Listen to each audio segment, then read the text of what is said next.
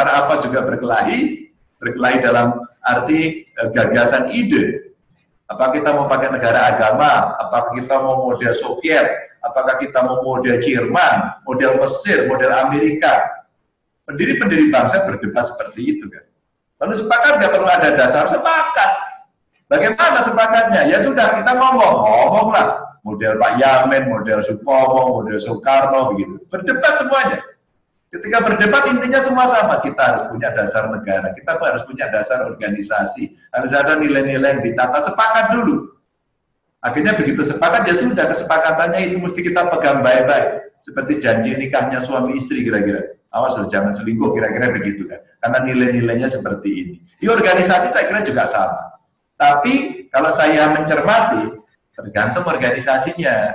Kalau organisasi ini akan mendapatkan satu banyak kekuasaan, potensi konfliknya tinggi. Ada banyak kewenangan yang didapat, pasti tinggi. Apalagi Pak, ditambah satu lagi, ada potensi uang, ada potensi duit, wah konfliknya pasti tingginya minta ampun. Mau berorganisasi ngurus negara, milih presiden, gubernur, bupati, wali kota seperti itu.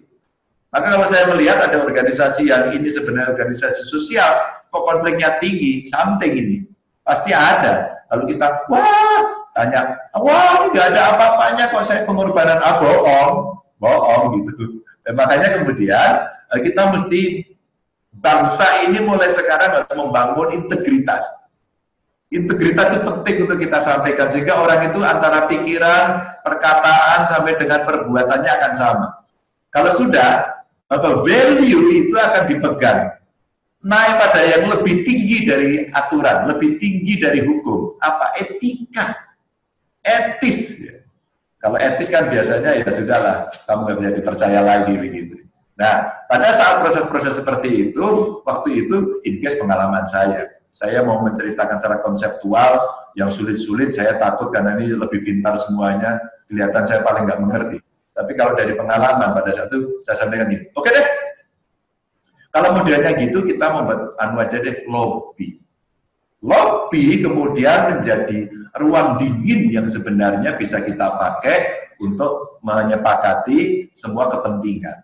Nah, kepentingan-kepentingan inilah kalau lobby dipakai, kalau konsensus coba dibangun di sana, kalau kemudian musyawarah dibangun di sana, maka mufakatnya itu biasanya ya nggak bulat-bulat amat, agak lonjong dikit, tapi kita bisa menekan atau mengurangi potensi-potensi konflik yang lebih tinggi. Maka pada saat itu saya bilang begini, kalau di voting saya nggak maulah orang lain aja, saya nggak apa-apa kok, silakan aja yang mau. Gara-gara itu kemudian sekarang malah sampai pada yang kemarin saya suruh maju lagi, sama, kalau saya mau di voting, saya nggak mau, silakan orang lain saja. Akhirnya bisa bersepakat. Di beberapa organisasi lain malah bilang, kita voting aja, ada tim suksesnya. Apa yang tersisa? Yang tersisa bukan suasana damai, senang, dan mendukung. Yang tersisa ternyata luka. Karena tidak siap kalah dan sebagainya. Maka Bapak Ibu teman-teman yang sudah berorganisasi, biarkan saja ada dinamikanya, tinggal kita kasih frame-nya. Lagi-lagi kesempatan kalau saya di partai, kalau partai kenceng Pak, kenceng banget. Karena di sana ada dua yang saya katakan tadi, ada kekuasaan di dalamnya, ada kewenangan dan ada ekonominya. Maka dua ini menjadi tidak mudah, menjadi sangat-sangat berat, sangat berat. Tapi kalau organisasi seperti yang Bapak Ibu, mungkin kawan-kawan yang sifatnya lebih sosial, mungkin sedikit agak soft. Semakin sosial, semakin soft. Semakin tidak ada kewenangan yang terpusat, semakin gampang. Contohnya milih ketua RT lah kira-kira gitu. Ketua RT itu kalau orangnya tidak lapang dada, orangnya tidak mau mengabdikan diri dalam sebuah pelayanan, maka pasti tidak akan mau. Maka saya ingin mengakhiri dari doengan saya ini, musyawarah mufakat, nilai-nilai yang sebenarnya sangat luhur ini mesti kita bangkitkan lagi. Mungkin karena kita sekolahnya jauh, bukunya juga buku baru, begitu kan. Terus kemudian ada dinamika ke barat-baratan atau memang barat yang kemudian menjadi acuan, maka pada saat itu yang terjadi adalah ya sudah kita ngikuti. Padahal ada faktor lain, faktor kultural ya, yang kita tidak mudah, faktor perbedaan di antara kita, memang kita Bhinneka Tunggal Ika. maka itu akan menjadi faktor yang sulit. Saya mau kasih cerita. Suatu ketika saya datang ke Dortmund. Di Dortmund saya mampir, karena di sana ada pernikahan antara orang Klaten dengan orang Dortmund. Dia teman saya. Yang menarik adalah orang Jerman ini dia menjadi volunteer bekerja sosial di Jawa Tengah. Kemudian wilayah kerjanya di Klaten. Disitulah dia kecantol dengan pemuda Klaten. Pada saat itu dia pulang dan hari ini doyan pete, doyan sambal. Hari ini doyan pete, doyan sambal.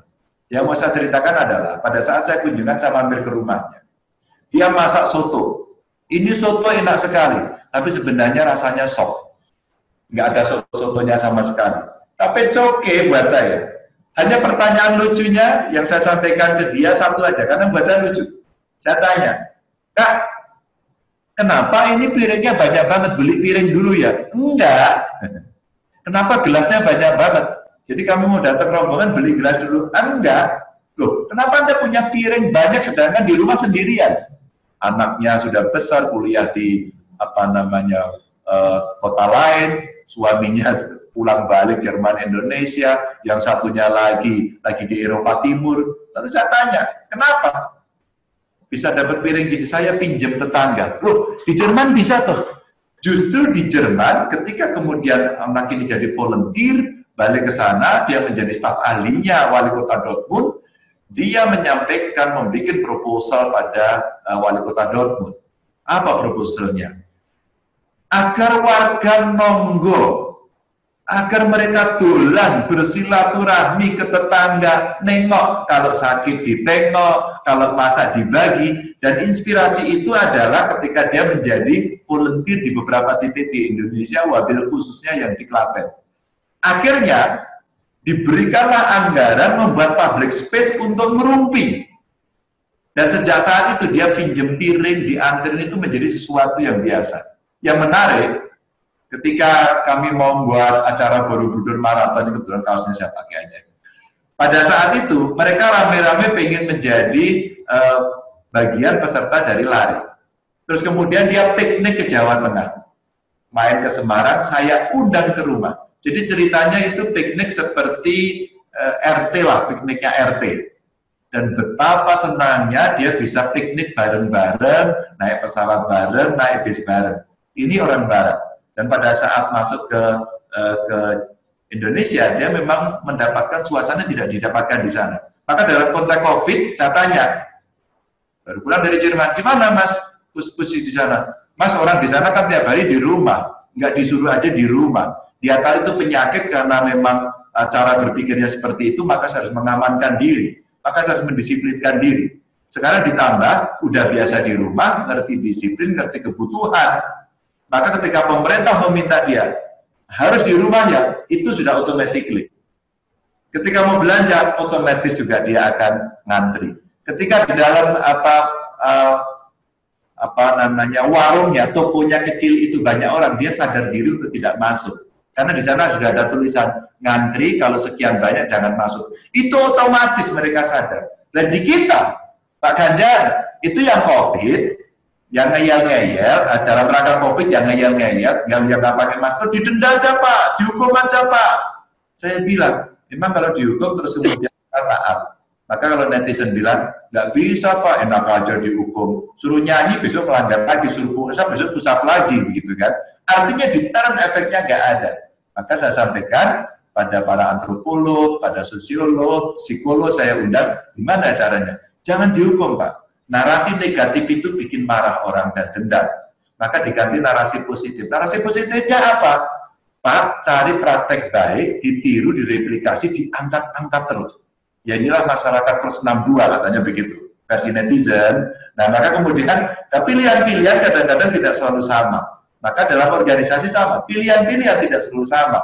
Maka kita bisa melihat kondisi lingkungan milieu kita untuk kita kemudian bisa mereduce konflik. Maka kalau ada bagaimana konflik, selesainya saya sih lebih suka dengan cara yang musyawarah mufakat. Saya ngomong, ayo musyawarah mufakat, ayo musyawarah mufakat. Saya ini ikut pemilu udah 4 kali. Kebetulan dari 4 kali itu terus, setiap 5 tahun tuh ya menang terus, ikut terus itu. Maka pada saat itu saya sadar gini, tapi apa nilai yang terjadi? Yang tidak suka saya, marahnya sampai ini belum